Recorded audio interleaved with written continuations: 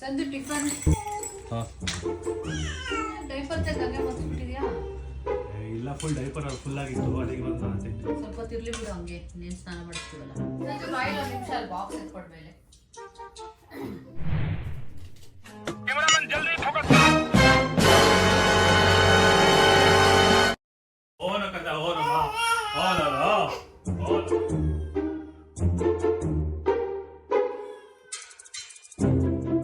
ಏನು ಉಪ್ಪಾಗಿದೆ? ಜಾಸ್ತಿ ಆಗಿದೆ.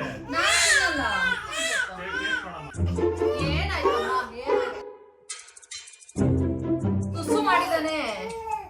ತಟ್ಟೆ ಇಟ್ಟು ಬಂದಿದ್ದ, ಇಲ್ಲೇ ಇತ್ತು ತಟ್ಟೆ.